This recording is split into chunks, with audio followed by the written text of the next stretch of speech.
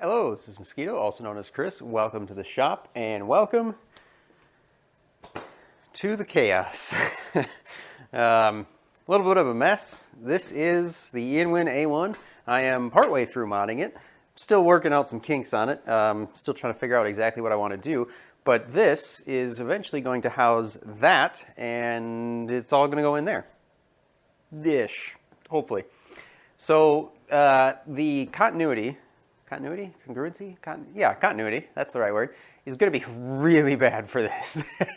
So I've actually been working on this mod. Yeah, working on it might be a bit of a stretch, but I've sort of been working on this mod for like the last year or so. So you might see me go back and forth between shorts and a t-shirt and pants and long sleeves, and things in the shop are going to get rearranged a little bit. And yeah, so anyway, pay no mind to that, but the whole intent is to cram all of that hardware into here.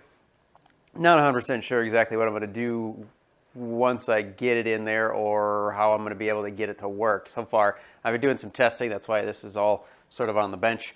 And I've had it working a couple of times.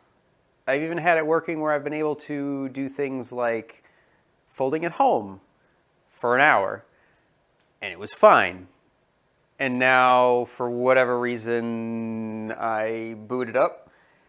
It sits there for about 2 minutes, maybe, and all of a sudden it locks up all the time. So not 100% sure what's going on with that. It kind of feels like it might be a driver problem, but I don't know. It's really weird because whatever it is, I've been having issues with it. But regardless, we're gonna keep going with the mod, and we'll sort out the hardware later, I guess. So yeah, let's jump into it, or jump back to it, or yeah, just watch. So the first idea that I had was I wanted to try and get a window on the top of the case. However, the top of the case is tempered glass. So I was operating under the assumption that it was probably just stuck down. So I started using my heat gun and very, very gently prying with a flat blade screwdriver. And I actually do more of a twisting motion, you can kind of see here, than I do a prying motion. But was eventually able to get that done. It took about 10 minutes, I think. And then I noticed that there was this kind of weird plastic film on the back of it. And as it turns out, that is for just keeping light from being able to pass through the painted surface. And so, yeah, pulled off that, and there was still paint. I was kind of hoping that wasn't the case, but took some denatured alcohol and just a paper towel and cleaned up all the adhesive residue that was still stuck on there from that plastic film.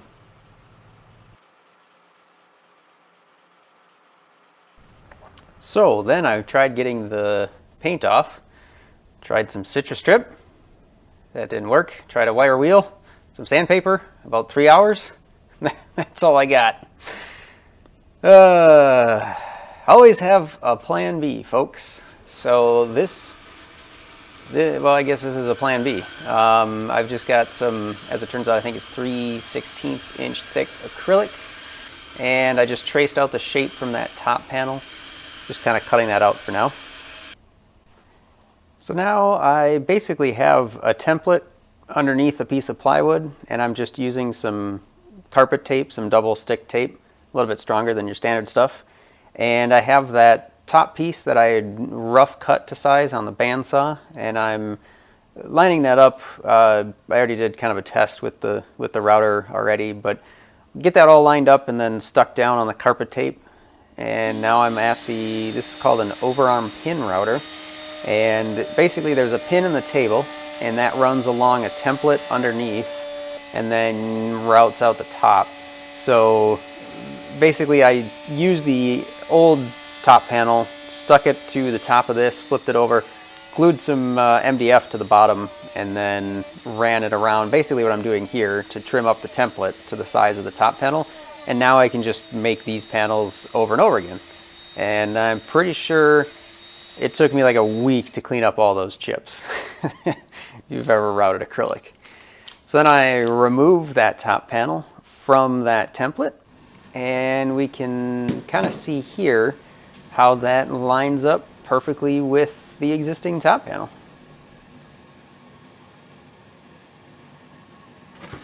And then I don't have the top IO shield thing screwed in place, but this is just to kind of show what that would be like.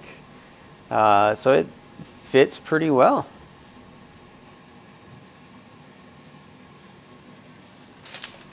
So basically, I used a tinted acrylic because I thought it would kind of match the side window, the one on the side of the case that came with it. It has just, you know, kind of that dark glass look. So basically what I'm thinking is I'm going to paint the bottom of this except for where I want the window. So let's get to that window.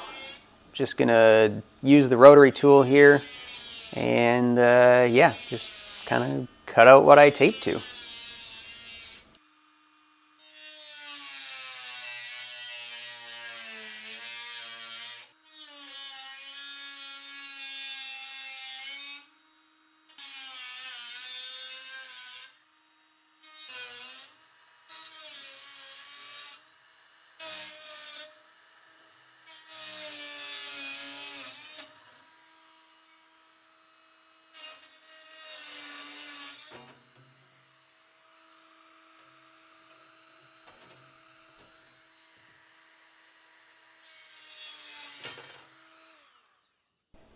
And then you clean up the ugly with a file.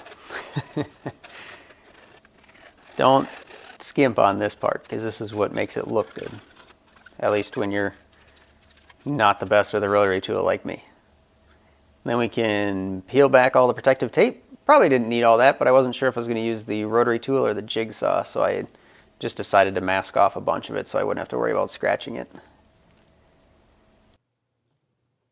All right, so that'll pretty much do it for this one. I have a little bit more stuff that I'll get a jump on the next video for, but I'm definitely a ways from being done with this. So any suggestions or comments that you guys might have, any ideas, go ahead, feel free to put those in the comments. Always willing to take a look at those. Would definitely like it if you subscribed or hit the like button if you liked it. And yeah, until the next one, I will catch you later.